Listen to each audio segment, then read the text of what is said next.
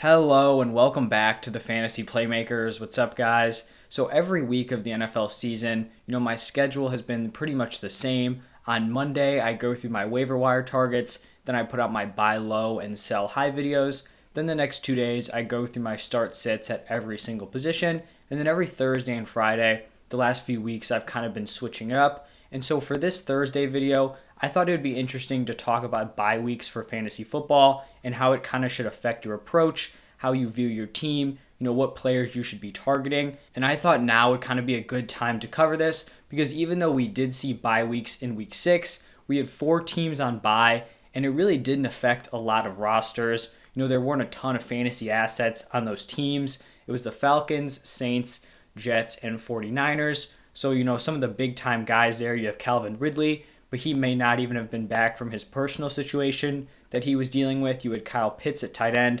Alvin Kamara was definitely the biggest piece. I know I have him in at least one league, so he was out of my lineup. But then you had guys like Deebo Samuel and Elijah Mitchell. The Jets don't really have anyone who's super fantasy relevant. But here in week 7, it is 100 times worse. We have 6 teams on bye. That is the most teams on bye all season. Every other week, it's either 4 or 2 teams. And not only is it 6 teams, but it's 6 teams who have a lot of fantasy assets, specifically 5 of these teams. So it's the Bills, Cowboys, Jaguars, Chargers, Vikings, and Steelers. So basically, aside from the Jaguars, all these teams are just stacked at many different positions. At the quarterbacks, you're looking at Josh Allen, Dak Prescott, Justin Herbert, Kirk Cousins. Those are 3 stud, solid QB1s. And Kirk Cousins is always like a borderline top 12, top 10 quarterback. Then the running backs, almost equally as stacked. Honestly, probably more stacked. You've got Dalvin Cook, who's likely, the RB2, RB3, depending on whether or not Christian McCaffrey's healthy. You've got Austin Eckler, who has a claim to be a top 5 running back. Zeke, who's also probably a top 5 running back.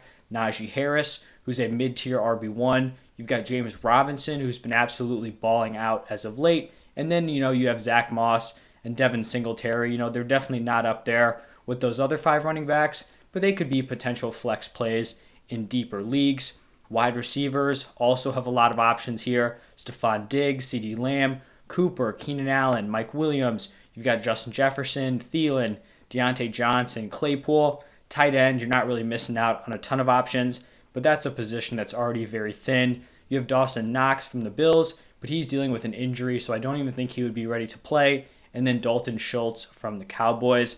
But I know, speaking from personal experience, a lot of my lineups are looking a little bit rough right now. It seems like in almost every league I'm in, I'm missing like 2 stud players. And that's kind of how this week turned out. A lot of the guys that I was really high on going into drafts just happened to have their bye weeks fall here. For example, I have a lot of shares of Austin Eckler, Keenan Allen, Amari Cooper, and Deontay Johnson. So I know there's at least one league where I have Eckler and Keenan Allen out. I have another league with Amari Cooper and Deontay Johnson. I think I have an Austin Eckler and Dak Prescott stack there. So a lot of my teams are just not going to be 100% here in week 7. But I think this is a good kind of check to test your team's depth. Obviously, if you're missing like Austin Eckler and Najee Harris, who are your round 1 and round 2 picks, your team is not going to look good, and that's totally acceptable. That's not because you have bad depth. That's just because if you're missing 2 top-tier running backs, your team is not going to look good. But, maybe you have one of these guys on bye, maybe a Keenan Allen, Amari Cooper. If your team is looking rough just because you're missing that one player, then you're probably going to need to make some adjustments, maybe trade for some depth. Because we know injuries are going to happen down the stretch, there's still going to be more bye weeks. Obviously, there's not going to be bye weeks in the fantasy playoffs, but you can probably bank on at least one of your players not being healthy during that time just because we know injuries are going to happen. And the way I look at it is that I always like to have at least 1 or 2 players on the bench that you can trust in your lineup, preferably 2, maybe 1 if you're in like a 14 team plus league. But I mean 2 guys that you can feel solid plugging in. They can help you on bye weeks or when you have injuries in the playoffs. And then on the other side, you may need to be trading for some depth, but maybe your team's looking great with these bye weeks and you can kind of attack some of these teams who have been hurt. If I'm looking at someone who's in a similar position to myself, they may not be as confident in their team as they were just a week ago because they're down, maybe 2 starters. They're looking at their projected points. It is not good. You may be able to acquire some of these players who are on bye this week for a slight discount just because they're not playing. And this is a very short-sighted mindset if people are going to be trading away these people on bye. I know that if you're trading for these players who are going to be missing this week, it may seem like a small loss because you are just kind of lowering your lineup here in week 7, but it's for a potentially big gain because if you're able to get that value right now, that is going to carry you throughout the season. And here's the thing, every player still has a bye week ahead of them except for the teams that I mentioned earlier, the Falcons, Saints, Jets, and 49ers. And so it doesn't really matter if you're struggling this week because of the byes. Every team is going to have those weeks where they're missing 1 or 2 of their big-time starters because every NFL team does have a bye.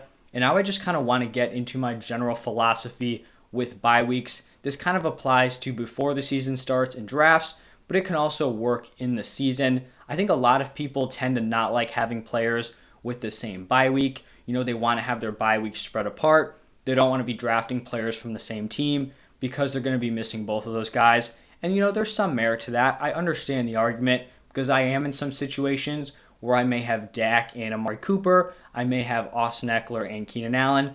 And yeah, that is not great this week. But personally, I put zero thought into when the bye weeks fall in the season and if I have overlapping byes. Because here's the thing, you're going to be making trades throughout the season. Those bye weeks are going to shift around, and you cannot base your trades off of bye weeks. You can in the sense where if you're trading a player who's already had their bye for a player who still has their bye week in the future, then you can kind of account for that and maybe get some more value. But I would not be declining or accepting trades based on the fact that, this player has a different bye than some of my other options. And this is kind of the way I look at it. So just say that every player on your team has the exact same bye. Maybe, you're just filled with players from all these teams who have bye weeks. And that means, all of your starters are on bye. You don't start any of them.